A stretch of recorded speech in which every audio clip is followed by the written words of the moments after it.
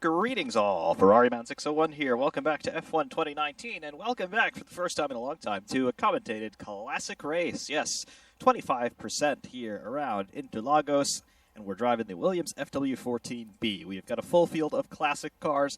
That's 3 classes running simultaneously, so we're not going to be in contention for the overall win by any means, but we might be in contention for a class win. The 14B is a very good car, as all of you well know. But first, we must qualify one shot coming at you. Got some slightly foggy conditions here in Brazil today, not at all uncommon for this part of the world.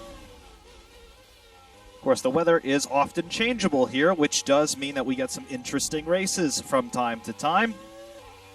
Most recent one that I can remember was the 2012 edition of the Brazilian Grand Prix, which basically had anything you could imagine happen during the course of those 71 laps.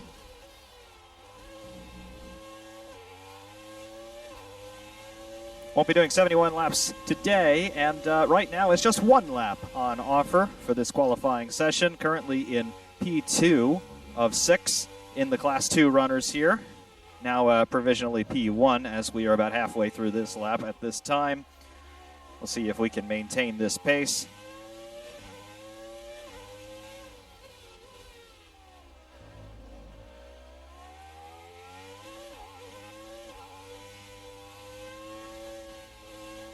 Bit of understeer there going through the corner called dive, I believe.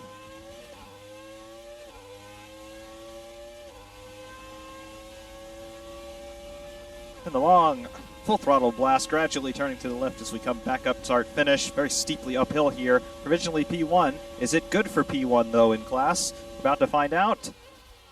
Yes, it is. P1 for us in Class 2. So that works out to be, I don't know, 9th or 10th on the grid? Let's see. Right, well, let's go to the overall results here. We know what happened in terms of Class 2 qualifying. Yep, there we are. P9 on the grid. No problem. Santiago Moreno in the F2004 on pole, which is not at all surprising. He is followed by Howard Clark in the Red Bull RB6. There is our nemesis from F1 2018, was it? Was that 18 or 17? I can't remember. But Jay Letourneau of Canada driving the Ferrari F10. He used to drive the F2007. There was one race at Monza several years ago where he overtook us under safety car and they allowed him to maintain the position. He cost me a win that day with that illegal overtake. We've got BGP 001 of Alex Jones in 4th, Alex Murray in the F2007 in 5th, Jonas Schiffer in the FW25 in 6th, Estosari in the R26 Renault 7th, Igor Correa in the McLaren MP423 P9. There we are in P10. Mark Giles in the MP413 in P10. So we actually out-qualified an MP413. That's kind of interesting. Hopens in the Ferrari 641. Thank you very much. Don't call it the F190. That's fake news. Lucas Roth in the MP45B in 12th. Julian Quesada in the MP46 13th. Naota Izumi in 14th in the MP44. MP41B of Marie Larsen. She used to be in the F2004. That's a change of pace there. Forrest in the 312 T4 in 16th. Tremblay in 17th in the Lotus 79. 312 T2 of Belousov there in 18th. M23D McLaren of Visser in 19th. And Aaron Barnes in the Lotus 72D in P20. Well, it should be an interesting grid. We are going to have to deal with traffic lapping us, of course. The Class 1 runners, at very least, there are 8 of them. So we're going to have to keep an eye on the mirrors, but we're also going to have to keep an eye ahead because, well, anything can happen here in Brazil, as we know. And, well, we must find out presently. Stand by. Welcome to a surprisingly sunny starting grid here at Interlagos from P9 overall on the grid, P1 in Class 2. We have got 18 laps around this wonderful circuit in store for us today. We'll have to see if we're able to do this all in one stint. No pit stop scheduled. We've got 23 laps worth of fuel on board because, as I typically do, we're going to be running the engine 3 out of 3 the whole time because why bother saving fuel if you absolutely don't have to? One set of tires, we got to make it go the whole way, barring any unforeseen circumstances. The weather should hold, but as we know, that is often a wild card here in Brazil. Let's see what we've got. No formation lap, so it's just straight into the start procedure. We'll go into mix 3, bring up the revs, wait for the lights out. And we are off. got a nice hookup off of the line there. We're overtaking an MP423 straight away. That's not going to last, and we've been punted already. Oh, man. Okay, well, that did not go very well at all, and I get a warning for that. We got a safety car out, and I am down to the bottom already. Yeah. Well, that didn't work out so well. The MP423 punted us, and then we get warned for it. We've got ourselves front wing damage. We have lost the left side of the main plane entirely. The right side has sustained some significant damage as well. I'm not seeing any other damage on the car. Team are calling me in, and I tend to agree with that. Let's make sure that they actually are going to change the wing. We're going to throw a new set of tires on, because not much has happened to this set, obviously, but why? If we're going to change the wing anyway, would we not change the tires? We are at the back. These are all a whole bunch of Class 1 guys ahead of us immediately. Correa, I don't know how he fared in that incident. We are in P20 of 20, so he is still running at this time. I would assume that if I picked up that much damage, he's also picked up some damage. We will see what happens here, but we are going to be coming into the pits.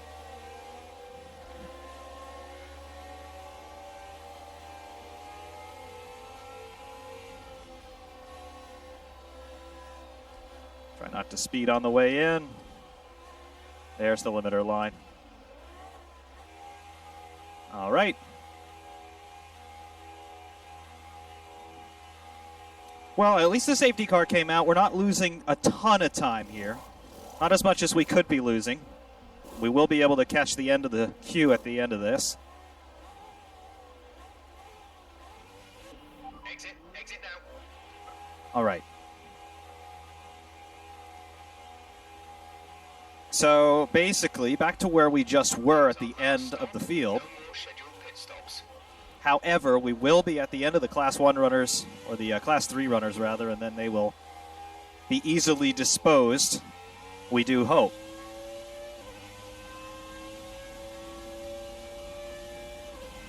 At this point, we just got to leg it to catch them up again, because whenever the safety car comes in, we want to make sure we're in position relative to the end of the field. Okay. Safety car is coming in this lap here. And they're telling me to maintain speed. So in other words, they're putting me under VSC conditions. That's ridiculous. They're not letting me catch up to the end of the line. That's ridiculous. Okay.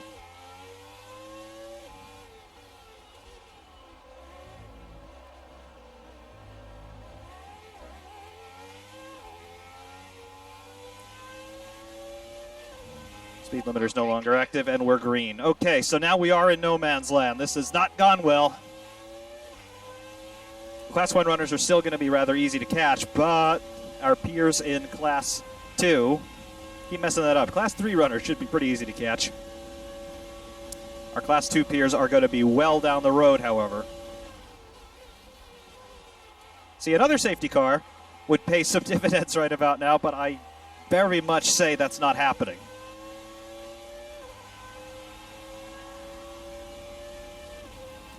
And unfortunately, because the incident was so early on, we're not at any real advantage by having fresher tires than anybody else, because our tires have 1 lap and theirs have 2. Big deal. I can see some of the Class 3 runners ahead.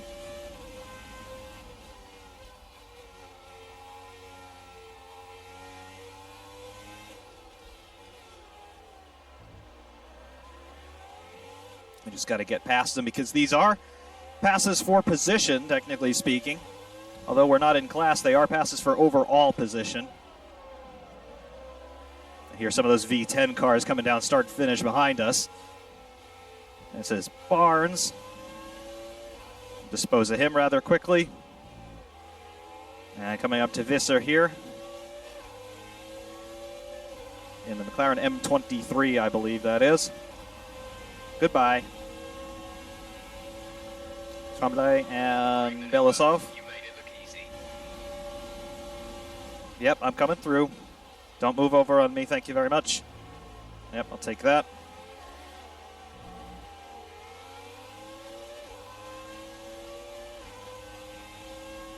All right, we're up into P16 overall. We're still P6 in class.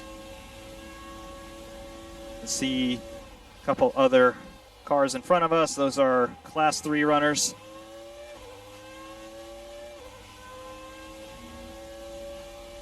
We'll catch them rather rapidly, I would suspect. That's a 312 T4.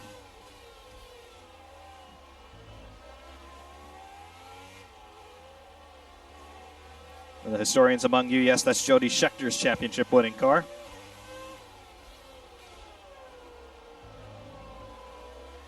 Still have yet to see another game do this car better than the GP79 mod, the absolutely epic project that was for R Factor 1 many, many years ago. And we've got an MP41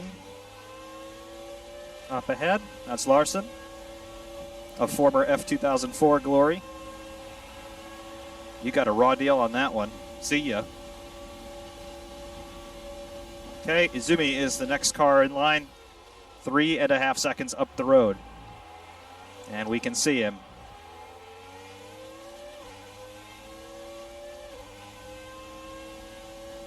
Lap 5 of 18.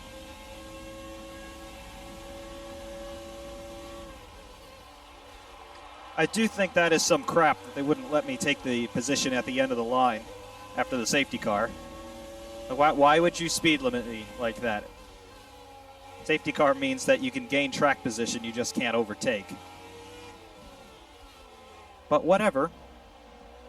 Assuming in the MP44, undoubtedly he is humiliating all of Brazil by driving this thing at Senna's home track.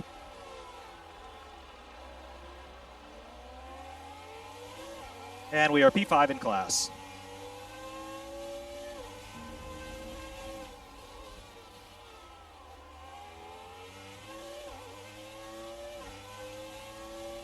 Quesada is up next. I forget which car he's in. We'll find out in a moment. MP46, yep. So 1 year removed from this one. MP46, of course, the Constructors' Champion of 1991. We are in the Constructors' Champion of 1992.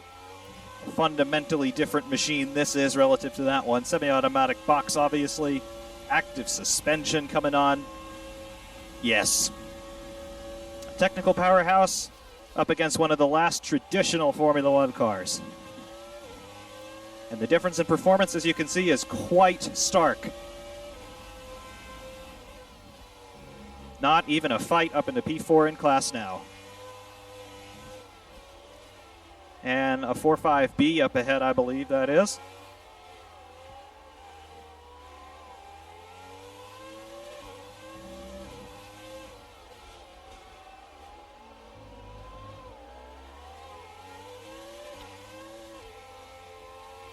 A little bit of power oversteer there, no problem.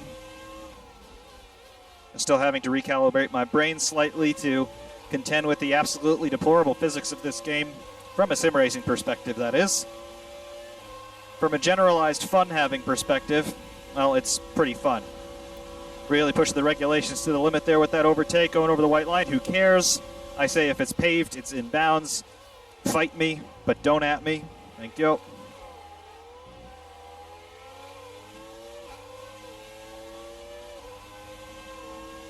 Opens up next. What's he in? He is in, I believe, the 641 Ferrari.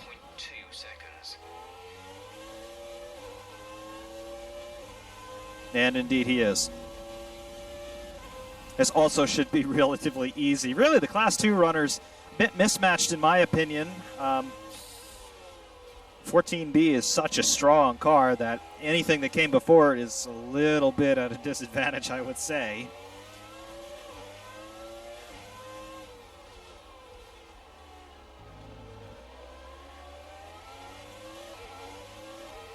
But that 641 with the glorious 3.5-liter V12. That's a shame to have to overtake it because I can't hear the engine anymore. Oh well. The V10 was better. What it lacked a little bit in horsepower was made up for in lower center of gravity and lower overall weight.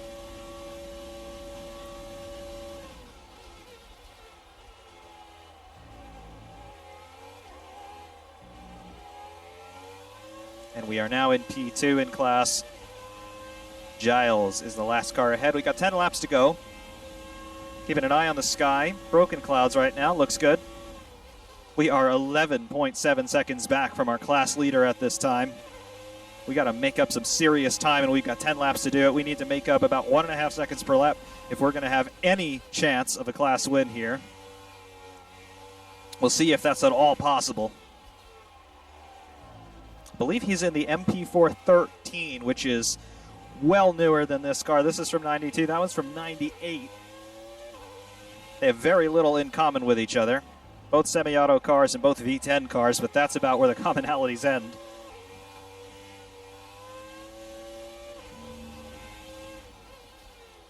Theoretically speaking, our car has way more toys than his does. However, they're both built by the same man, Adrian Newey, designing both this FW14B as well as that MP413. They both won the Constructors' Championship as well. 10.1 seconds across start-finish.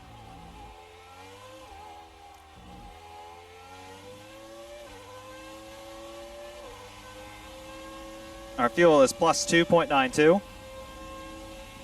We may have to turn it down a little bit toward the end. We're going to find out. 7, almost 8 seconds exactly right now is the gap. We made up a ton of time. He must have had some trouble here. There he is. Is that him? That can't possibly be. Okay, that's Barnes in the Lotus 72. I was going to say, there's no way we caught him that quickly. He must have been balked by Barnes a bit, as we're about to be as well. Let me through. Thank you. Didn't lose that much time. Not too bad. Let's see what the intermediate is here. 6.7. Okay. We're still making some inroads.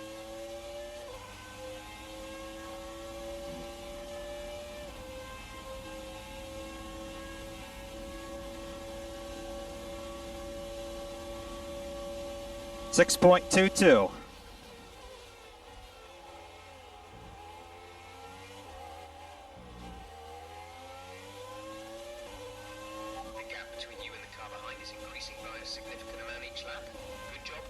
Understood. Thank you very much, Visser. The M23 McLaren, I believe. No, that was James Hunt's championship winner. And the Ferrari 312 coming up. That's Bilasov. Let me through. Good. One good thing about this track, I mean, there are a host of good things about this track, but one of the good things about it is because the corners are relatively long and flowing and almost always cambered, there are multiple fast lines through them, which means you can overtake these back markers a little bit more easily than you can at some other places. Doesn't really hinder either party, which of course is helpful. 4.92 is the gap there in Sector 2. We are really making up the time. Got another Class 3 ahead. That is Tremblay. Let me catch him up right where I don't want to. It's the Lotus 79 of Mario Andretti fame. He's really just dropping the anchor.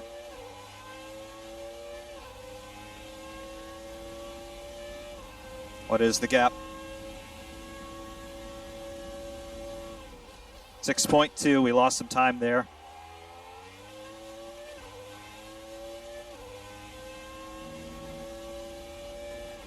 It's going to be touch and go. I think we could do it.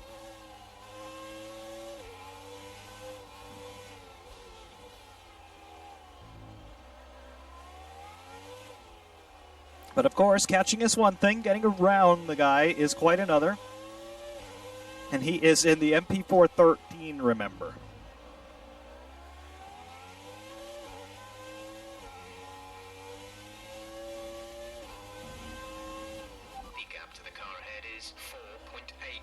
Yep, 4.855. As long as we don't keep catching back markers in turn 1, we might be in good shape here. Can't quite see him yet as we're coming down start-finish, but I know he's there someplace. We failed to set a personal best in any of the 3 sectors on the previous lap.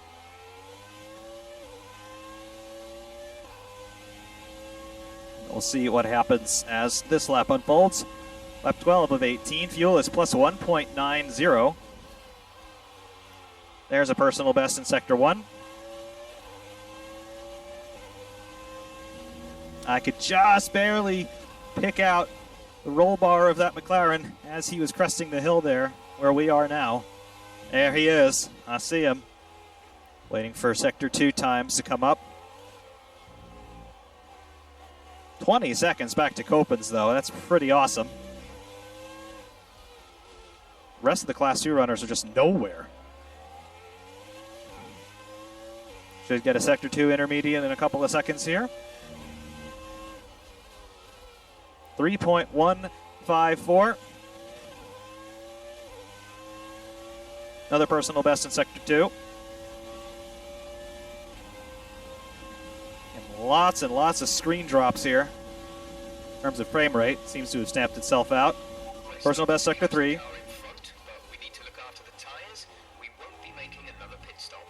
What do you mean we're starting to catch the car in front? We've taken 9.5 seconds out of him in a handful of laps here. I think we're doing more than starting to catch him. Fuel plus 1.56. Probably are going to have to deal with fuel management a little bit toward the end. We got 5 laps to go.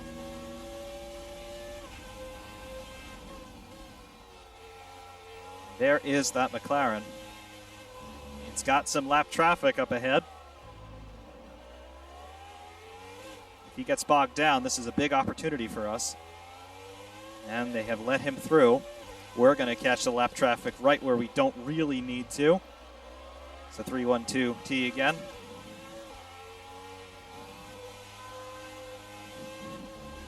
That was ugly. Gap to the car in front is 1.7 seconds. But now we can just about see him up ahead.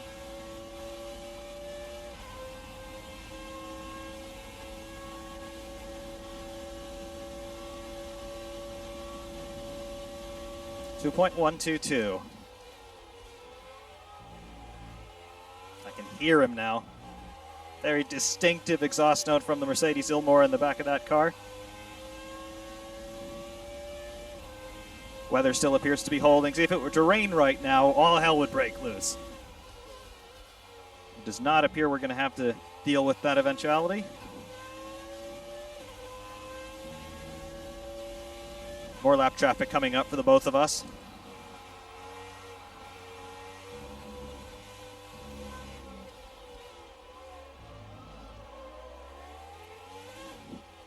He is in our sights, no question about that. I can't believe, though, that they put the MP413 in the same class as a car like the 45B. Fundamentally different, as is this one relative to the 413, but there they are. Since when would Codemasters do anything that makes sense? Nobody knows. He's really getting balked here. Larson letting us through. Lap traffic may come to help us yet. We've almost got a little slipstream here.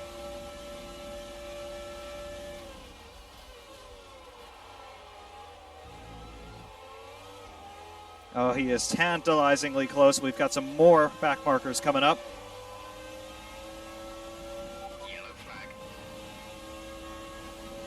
Caution, caution, the yellow up here.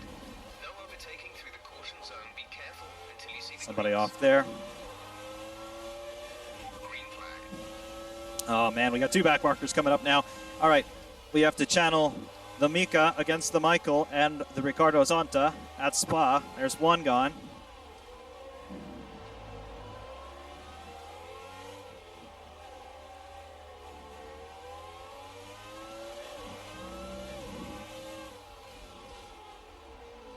We're right on his gearbox now.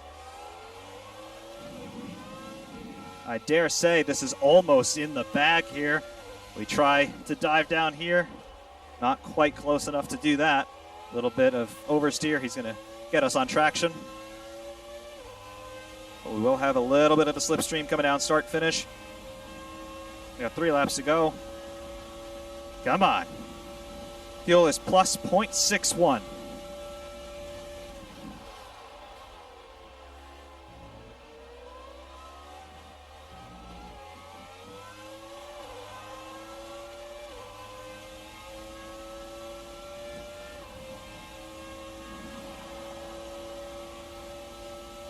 Gaining a little bit toward the end of the straight. That's just a byproduct of the slipstream.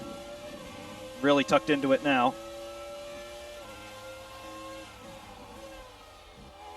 He's just dropping anchor mid-corner here. He's trying to mess up my rhythm, it would appear.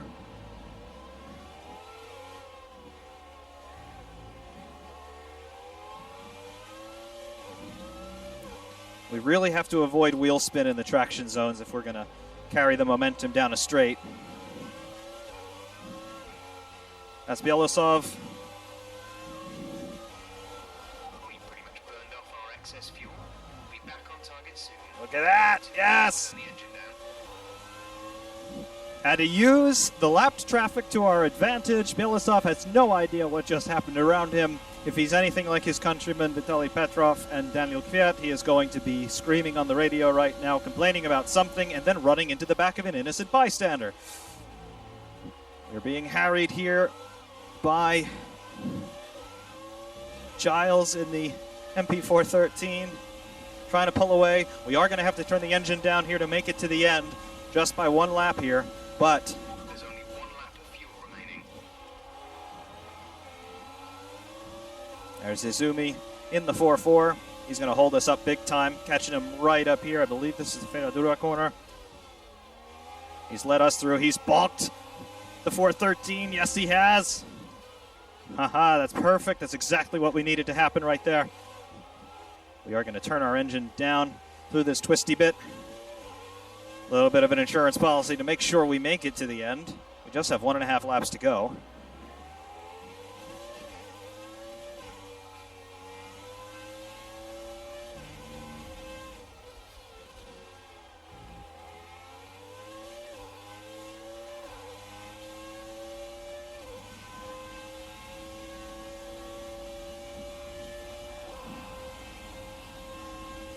Looking in the mirrors, I do not see the McLaren.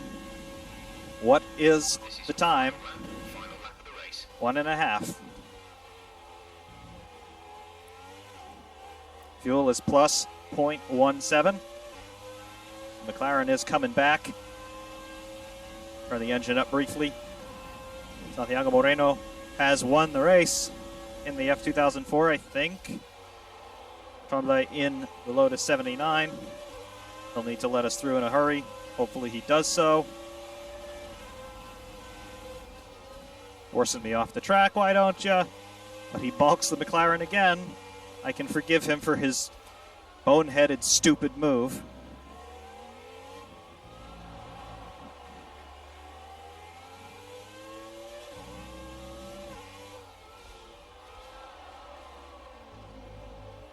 And the McLaren is coming up to us yet again.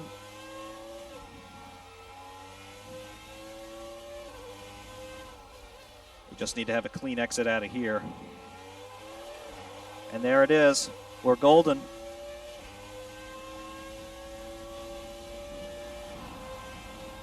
We are golden. There's P1 in Class 2. FW14B from the back of the field for the class win. The race will see you in Parc Fermé. Fantastic. That was a little bit more exciting than I figured it would be. Drivers approaching the podium right now. Unfortunately, you don't get to see us on a podium. That's for sure. There's the all-conquering F2004.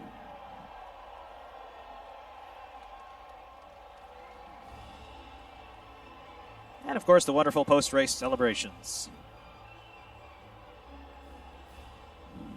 All drivers from the Americas on the podium, if it's to anybody's interest.